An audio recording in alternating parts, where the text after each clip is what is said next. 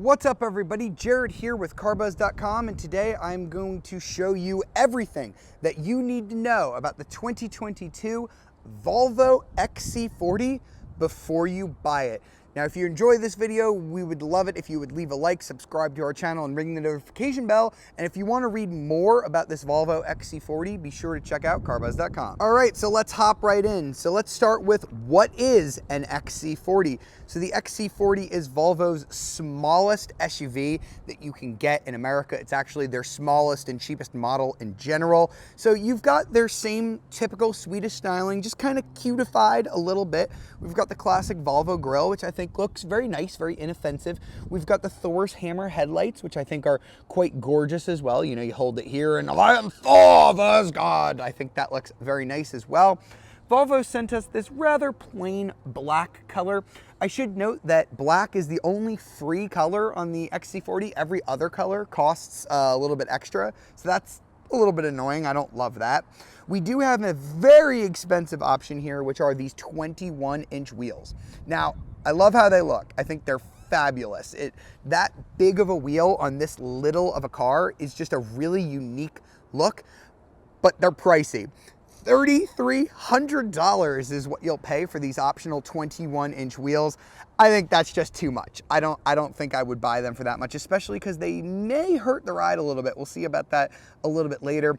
18 inches are going to be your standard wheel option, and if you want 19s, they're only 800 bucks. So I would just go for the 19s, skip the 21s. The styling is pretty cutesy. I like the XC40. I've always liked this car. Since it first came out. It has very adorable little proportions. I think this is one of the best looking cars in the segment, to be honest. I love the smaller version of Volvo's very long taillights here. We've got XC40 and Volvo written here. There are two different drivetrains. I'm going to talk about them a little bit later, but Volvo likes to do these little badges. So when you get all-wheel drive, you get this badge, and then this badge, you might notice, says Polestar Engineered. So you might know Polestar is Volvo's performance division. This is not a performance car, but you can buy a package that's going to make it a little bit more powerful. I will talk about that a little bit later in the video. So skip forward if you want to see how the XC40 drives and you want to know more about that badge. But for now, let's just talk about the cargo space. Like I said, it's a subcompact car, so you shouldn't expect a massive trunk back here, but it's decent. It's pretty comparable for the segment. It's not as big as the Mercedes GLB, which is the standard bearer in this segment. You can see I put my backpack here just so you could see. We do have some hooks here on the side. There is a power outlet as well, although I believe this is part of an optional package. Now, something unique that Volvo has done here on the trunk area is that if I lift up this part of the floor, I grab the handle here, and then I just kind of mount it like so. Now we've got these hooks. So you see they have little grocery bags on them. So you just hang your grocery bags here and they won't roll around. The one thing that's a little bit weird is they're kind of sitting on the spare tire, which is not great. And then there's all this wiring that's exposed. I think that's a little not great, but again, I think most people aren't even gonna realize that the trunk does that. You do have a power close as well, although I believe that also might be part of a package. We have a lot of packages on this car that's driving the price quite up from the base. Here in the back seat, you get our first look at the tan interior, which I think is a very nice option. I really like this tan interior. Very nice leather, stitch work everywhere. You can fold down the seats very easily here. You might notice that the headrest does a drop down. You can actually drop these down from the touchscreen, which is kind of cool. So let's go ahead and step in. I'll just show you the interior space. We've got a decent amount of legroom. We've got these little cargo nets that are nice as well. We do have our own air vents back here. This is a luxury car. We've got heated seats as part of an optional package, and there are two USB-C ports down here as well. Let me see if I can get you a little bit of a more close up on those so your kids can charge up their devices back here, which is quite nice. So yeah, the back seat is not huge, but it's comparable for the segment. I also really like on the doors here, and you'll see this up front as well, the door sides have this really nice carpeting on it. I think that is a really nice touch. Volvo is a very simple company. in terms of how they do their interior design, but they do like to like splurge on some weird things every once in a while, including that carpet. I think that looks really nice. I also really like this wood trim here. We've got a Harman Kardon audio system. It's 13 speakers. It's only $850. 100% buy this. It's such a good system. It's not as good as Volvo's Bowers and Wilkins system that you can get on some of their more expensive cars, but that system's like $3,500. For 800 bucks, I love how this sounds. So now let's get a good look at the front seats. Just like the ones in the rear, they're very attractive looking. They're a little bit different. This is the inscription trim, which is the most luxurious version of the XC40. If you get the R design, which costs about the same, you'll get like a suede design with like a little bit more bolstering here. So it depends if you want like a sportier seat or a cushier seat. These are not the best Volvo seats that I've ever experienced, but they're nice. And I do love how all Volvos have the little Swedish flag here stitched in. That is nice as well. And the ergonomics in here are simply fantastic. I've got to show you some stuff down here.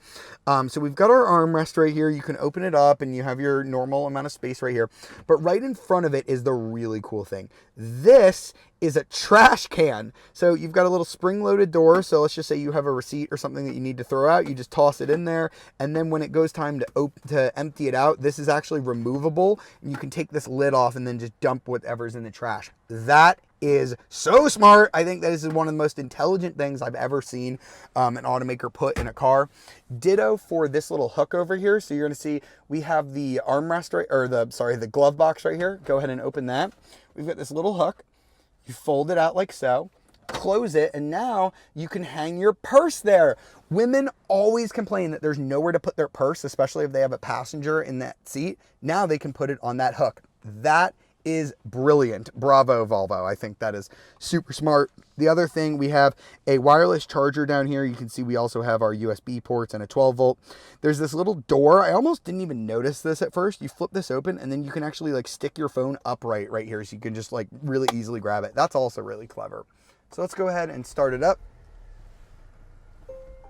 Talk a little bit about the technology, because not much has changed, honestly. If you watch any of my Volvo reviews from like a year or two ago, this setup is pretty much exactly the same.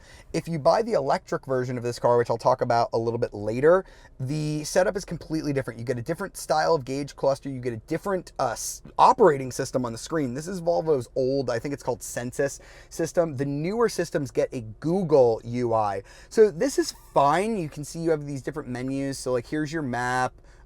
That's your phone, that's your radio. I'm going to go ahead and mute that before I get copyright stricken.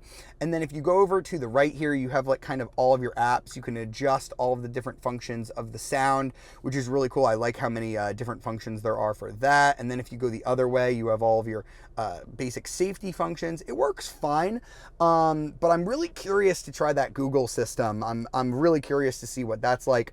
You do have this weird crystal shifter here. It's from Orifors, Sweden. They do this on all of the inscription models. It's gorgeous and it lights up at night.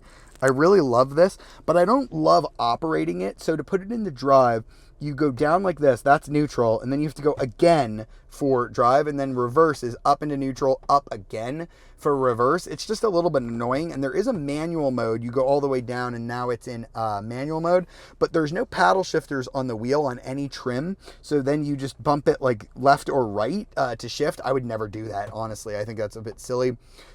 So I don't love how many times you have to mash this. I wish you could just do it 2 detents like most other systems like this, and then P for park.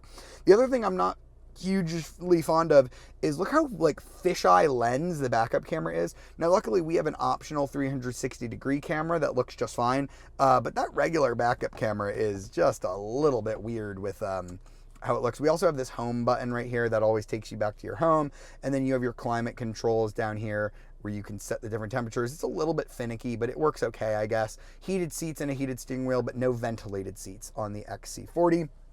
Here on the steering wheel, we have this not so great feeling leather, and it's not that great, the materials. This is not Volvo's nicest car. It is their cheapest car, of course. But the materials are just fine. We do have Volvo's Pro Pilot system. So you activate your cruise control and then you move one button over to activate ProPilot. It works great. The steering assist is fantastic.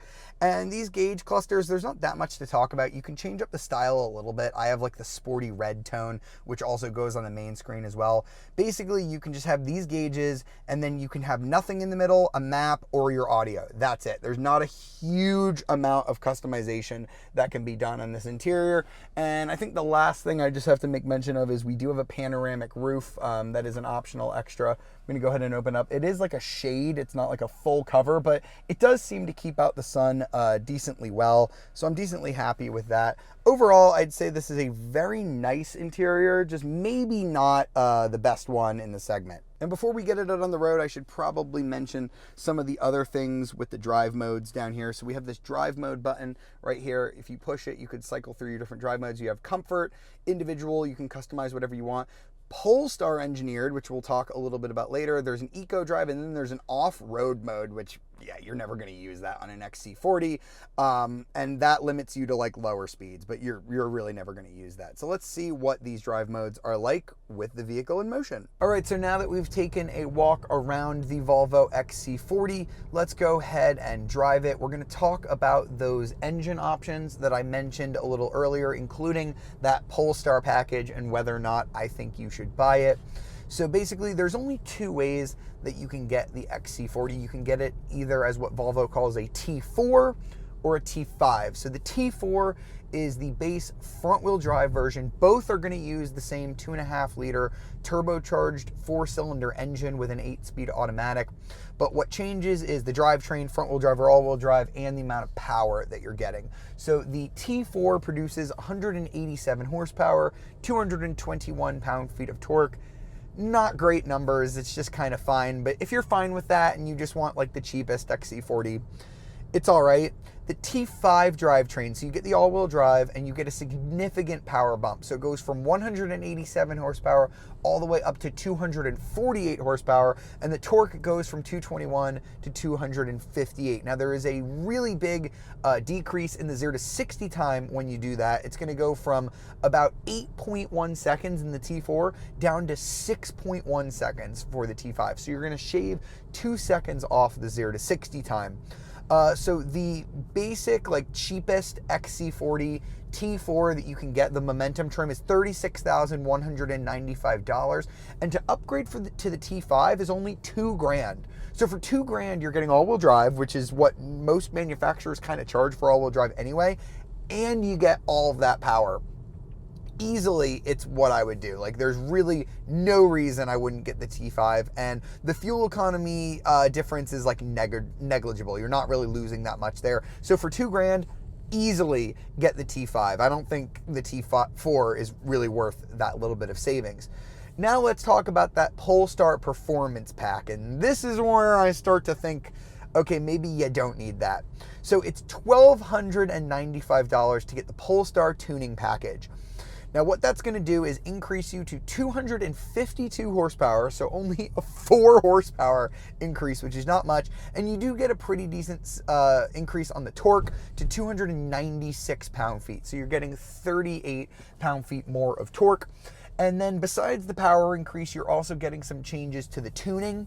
So I believe they changed the throttle mapping, they changed the transmission tuning just a little bit. I'm not sure if it does that all the time or only when you're in that Polestar mode that I mentioned. So I'm gonna go ahead and put it into Polestar engineered mode right now. Let's go ahead and put our foot down on the gas.